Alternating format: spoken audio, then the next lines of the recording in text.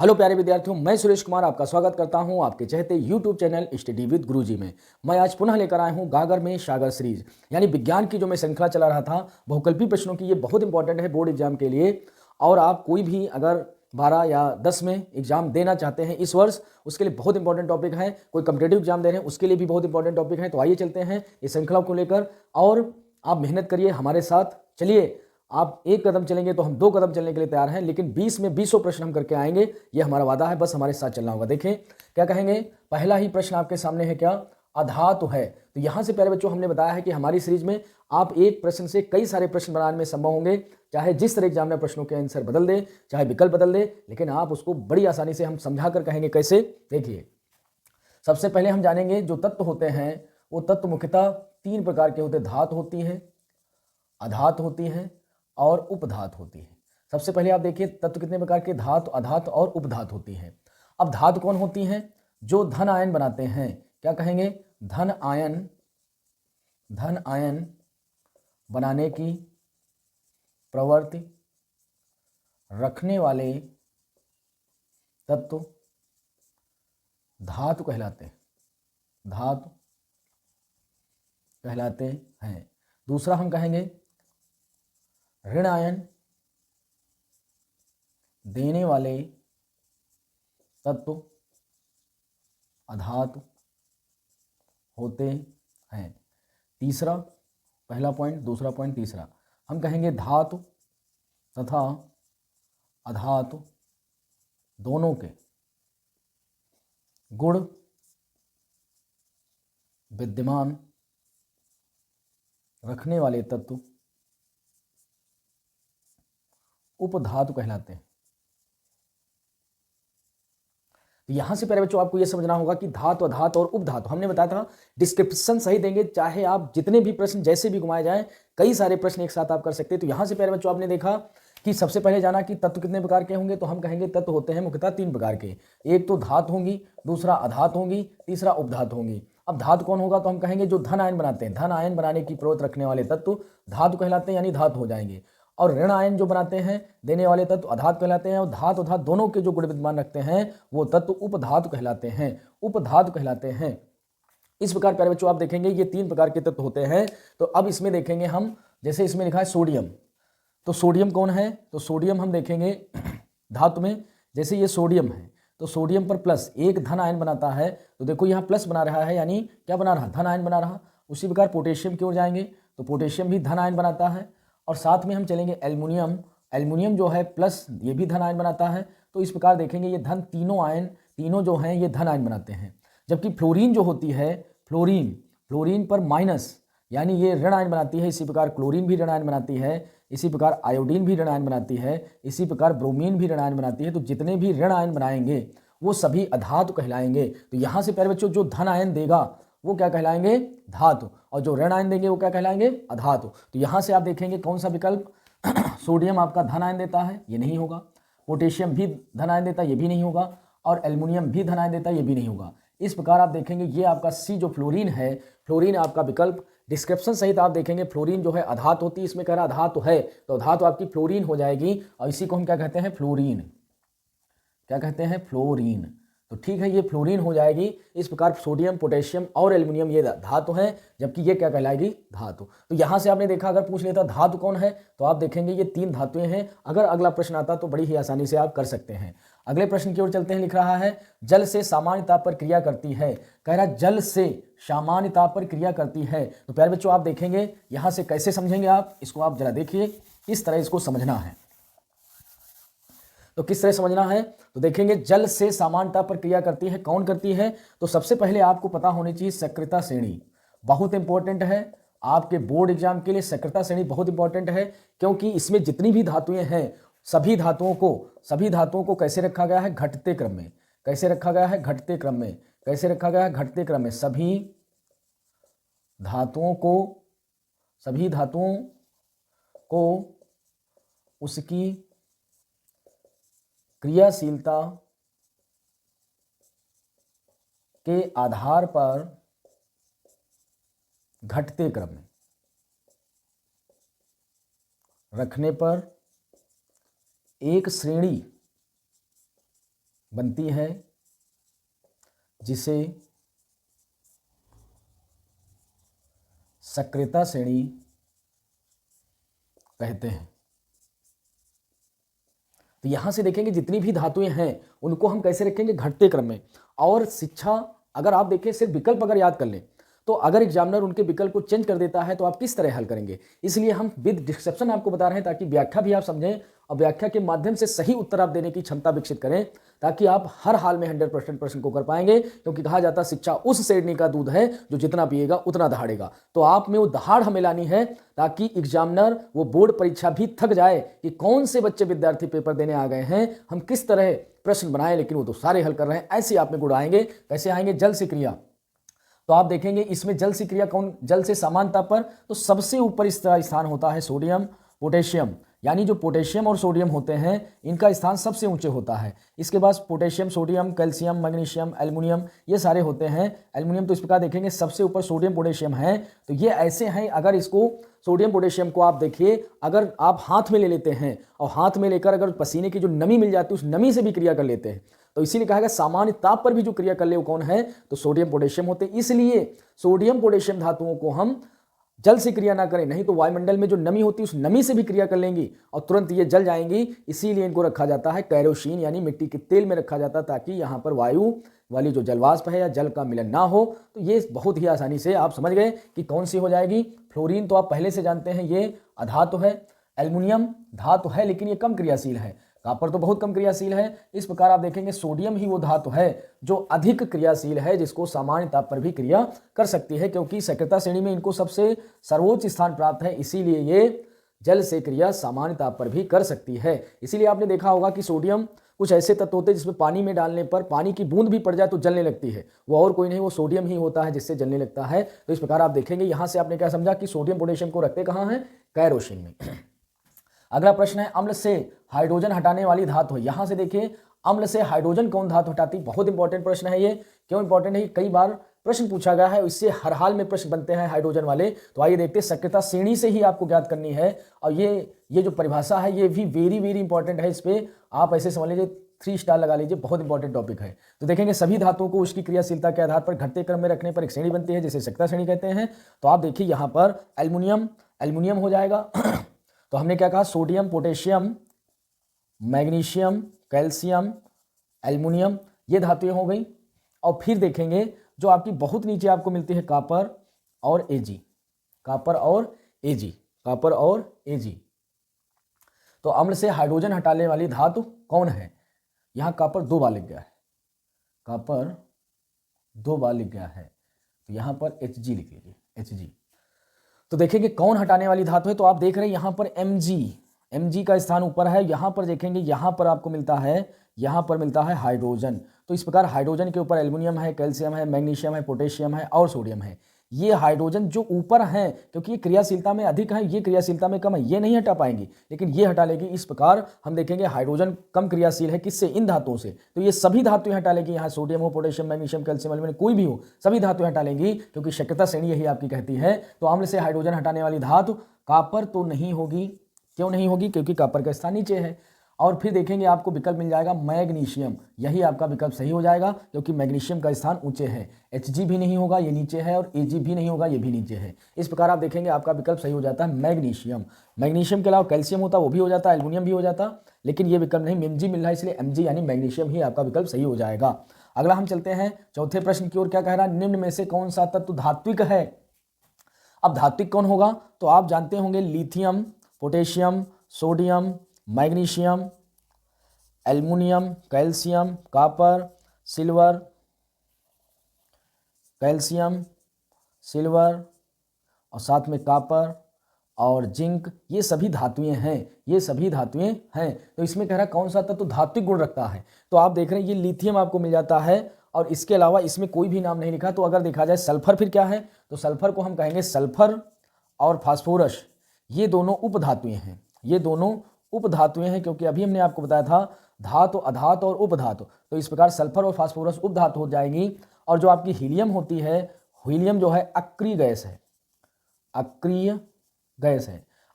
है, तो ये उपधातु हो गई, ये एक्री गैस हो गई, और केवल ऑप्शन आपको मिला है लिथियम, यही आपका विकल्प सही हो जाएगा। तो जब आप सभी विकल्पों का डिस्क्रिप्शन अच्छी तरीके से करना सीख जाएंगे तो आप अल्टरनेटरी इस प्रकार देखेंगे, इसका क्या हो जाएगा, ए विकल्प जो है आपका सही हो जाएगा। तो हम क्या कहेंगे, ए विकल्प इसका सही हो जाएगा, यही धातु के गुण रखती, बाकी ये भी नहीं, ये भी नहीं और ये भी नहीं। तो इस प्रकार आपका ये विकल्प सही हो जाएगा। आगे चलते हैं, क्या कह रहा है प्रश्न नंबर 5, निम्न में से कौन सी धातु हाइड्रोजन को विस्थापित नहीं कर सकती है।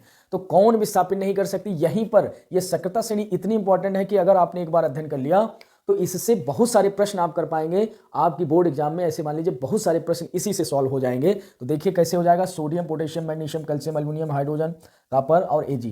कह रहा कौन सी धातु हाइड्रोजन को विस्थापित नहीं कर सकती है, तो कौन नहीं कर सकती है, तो आप देखिए यहां पर पहला विकल्प है Mg। तो Mg तो भैया हाइड्रोजन के ठीक ऊपर है, ये तो विस्थापित कर देगी। हम जिंक की बात करेंगे तो जिंक का भी स्थान ऊपर होता है, जिंक भी विस्थापित कर देगी, जिंक भी ऊपर होती है, ये देखो जिंक हो गई, ये भी विस्थापित कर देगा।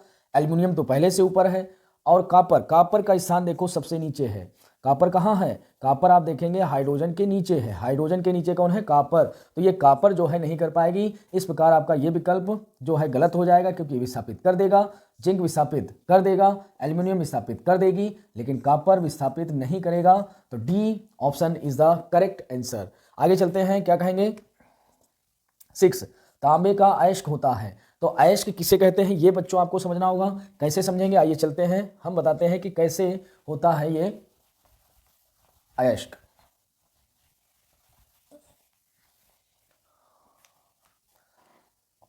तो सबसे पहले आपको समझना होगा अयस्क ही क्या होता है, और अयस्क क्या होता है, तो हम कहेंगे जिन खनिजों से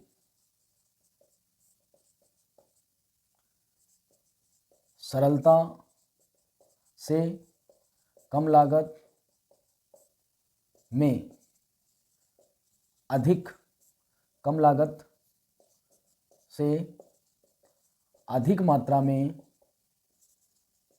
धातु का निष्कर्षण किया जा सकता है, उसे अयस्क कहते हैं, अयस्क कहते हैं। तो यहां से प्यारे बच्चों आपने देखा कि जिन खनिजों से सरलता से कम लागत से अधिक मात्रा में धातु का निष्कर्षण होगा, यानी वे खनिज जिसमें हमें लागत भी कम लगे और बड़ी ही आसानी से अधिक मात्रा में धातु प्राप्त कर लें, उन खनिजों को अयस्क कहते हैं, उन्हीं खनिजों को हम अयस्क कहते हैं। तो देखो किन्हें कहेंगे, तो हमने देखा आपको कहेंगे बॉक्साइट, क्या कहेंगे, बॉक्साइट। इसी प्रकार हम कहेंगे मैलेकाइट, इसी प्रकार कहेंगे हेमेटाइट,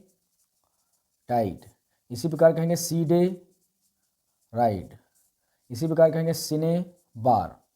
तो ये कुछ अयस्क हैं, जैसे बॉक्साइट किसका होता है, एल्युमिनियम का अयस्क होता है। मैलेकाइट किसका होता है, मैलेकाइट कॉपर का होता है। इसी प्रकार हेमेटाइट Fe यानी आयरन का होता है, सीडेराइट भी Fe यानी आयरन का होता है, और ये जो होता है ये Hg यानी पारे का होता है। तो इस प्रकार देखेंगे प्यारे बच्चों क्या होगा, तांबे का अयस्क है तो हमें तांबे का अयस्क प्राप्त करना है। यहाँ पर एक और लिख देते हैं ताम्र ग्लांस, ये भैया कॉपर का होता है। और ताम्र ग्लांस जो होता है इसका सूत्र कई बार पूछा गया है, तो ताम्र ग्लांस का सूत्र होता है CuCO3। तो ये ताम्र ग्लांस का सूत्र जो होता है रासायनिक वो क्या हो जाएगा, CuCO3। तो तांबे का अयस्क बॉक्साइट ये तो हमने बताया किसका है, एल्युमिनियम का है। सीडेराइट हमने बताया किसका है, आयरन का है। हेमेटाइट हमने किसका बताया है, ये भी आयरन का है आपका, देखो ये। तो इस प्रकार ये तो होंगे नहीं, बॉक्साइट नहीं होगा, सीडेराइट भी नहीं होगा, हेमेटाइट भी नहीं होगा। विकल्प आपका कौन सही हो जाएगा, ताम्र ग्लांस। कौन हो जाएगा, ताम्र ग्लांस, यही सूत्र सही हो जाएगा। और इसका सूत्र होता है CuCO3, ये इसका रासायनिक सूत्र होता है ताम्र ग्लांस। यहाँ पर विकल्प आपका सही हो जाएगा, ठीक है।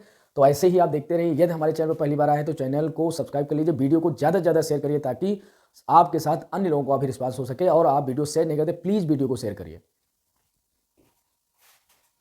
तो आगे चलते हैं, हम 7वें प्रश्न के प्यारे बच्चों देखेंगे क्या होता है, पीतल है। तो यहाँ से प्यारे बच्चों आपको यह समझना होगा पीतल क्या है, धातु है, उपधातु है, अधातु है या मिश्र धातु है। तो यानी हमने धातु आपको बता दिया था जो धनायन देते हैं, अधातु हमने अभी आपको बता दिया था क्या होते हैं जो ऋणायन देते हैं, और उपधातु में हमने क्या बताया था, उपधातु में हमने बताया था कि उपधातु उन्हें कहते हैं जिसमें धातु तथा अधातु दोनों के गुण हों, दोनों के गुण हों। तो आप देखेंगे ये हो जाएगा। तो इस प्रकार यहाँ पर देखो पीतल क्या है। अब पीतल की अगर बात की जाए तो पीतल आप देखेंगे, पीतल जो होता है, पीतल जो है तांबा और जिंक, तांबा और जिंक ये दोनों का मिश्रण है, तांबा और जिंक का मिश्रण है। तांबा और जिंक जब दोनों मिल जाते हैं तो मिश्र धातु बनती है, ये बन जाएगी मिश्र धातु। अब मिश्र धातु किसे कहते हैं? हम कहेंगे जिन धातुओं में एक या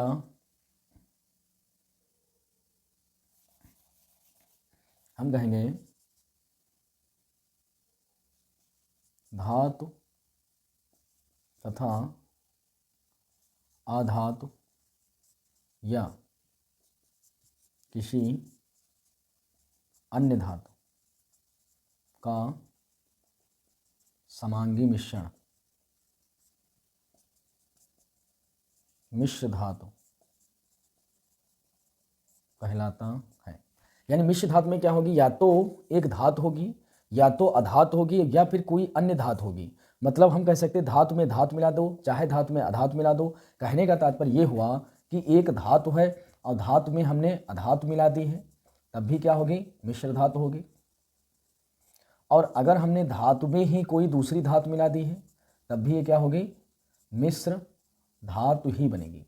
तो यानी धातु में चाहे अधातु मिलाए, धातु में चाहे धातु मिलाए, लेकिन ये मिश्र धातु ही होगी। यानी हम कहेंगे दो या दो से अधिक धातु या अधातु का जो समांगी मिश्रण प्राप्त होता है उसी को हम मिश्र धातु कहते हैं। तो इस प्रकार आप प्यारे बच्चों देख रहे हैं पीतल आपका क्या निकल कर आ रहा? तांबा और जिंक। इसको याद करना भी आसान, एक ट्रिक होती है पिताजी। पी से पीतल हो जाएगा, ये मिल गया। ता से तांबा हो जाएगा, जी से जिंक हो जाएगा। पिताजी याद रखेंगे, आपका पीतल हो जाएगा। तो इस प्रकार देखेंगे ये धातु नहीं है, उपधातु भी नहीं है, धातु भी नहीं है, और आपका विकल्प सही हो जाएगा मिश्र धातु। यानी पीतल क्या हो जाती है? मिश्र धातु। आगे चलेंगे एंटीमनी। अब एंटीमनी हमने बताया था जिसमें धातु तथा अधातु दोनों के गुण हों, और जब दोनों के गुण होंगे तो उसे उपधातु कहते हैं। तो इस प्रकार ये एंटीमनी जो होती है एसबी, ये धातु नहीं होती है, अधातु भी नहीं है, ना तो मिश्र धातु है। ये क्या हो जाएगी प्यारे बच्चों? ये हो जाएगी आपका बी, यानी उपधातु होती है। तो हम कहेंगे B option is a correct answer. आगे चलेंगे 9 क्वेश्चन की ओर। जर्मन सिल्वर में कौन सी धातु नहीं होती है? तो सबसे पहले प्यारे बच्चों आपको ये समझना होगा, क्या समझना होगा प्यारे बच्चों? हमें ये समझना होगा कि जर्मन सिल्वर की अगर बात की जाए तो जर्मन सिल्वर जो होती है, जर्मन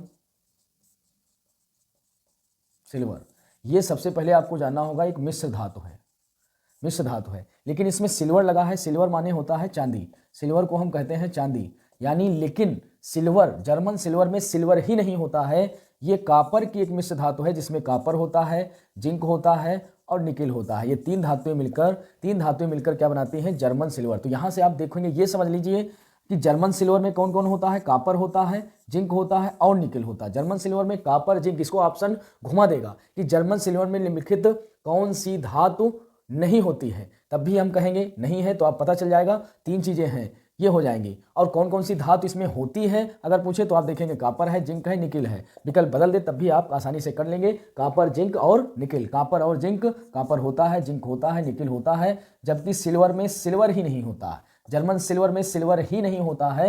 इस प्रकार आप इस विकल्प को समझेंगे। एजी माने होता है सिल्वर, यानी सिल्वर ही नहीं होता है, सिल्वर, जर्मन सिल्वर में सिल्वर ही नहीं होता है, यही आपका विकल्प सही हो जाएगा। अब देखो वेरी इंपॉर्टेंट प्रश्न, अमलगम होते हैं। अमलगम क्या है? यौगिक है, मिश्र धातु है, उपधातु है, धातु है। तो हमने बताया था धातु धातु मिलाए तब भी मिश्र धातु, धातु धातु मिलाए तब भी मिश्र धातु। और यहाँ अमलगम क्या है? अमलगम तो हम कहेंगे पारे के साथ मिलकर बनी मिश्र धातु अमलगम कहलाती है। तो यहां से पहले बच्चों आप देखेंगे अमलगम क्या है? जो पारा होता है यानी Hg, पारा यानी Hg जो होता है, उस Hg के साथ जो भी धातु बनेगी वही मिश्र धातु कहलाएगी। इस प्रकार ये ऑप्शन नहीं सही होगा, ये नहीं होगा, ये नहीं होगा, और आपका मिश्र धातु सही हो जाएगा। ठीक है, यहां तक पहले बच्चों आपने देखा, बहुत बहुत धन्यवाद। जय हिंद, जय भारत।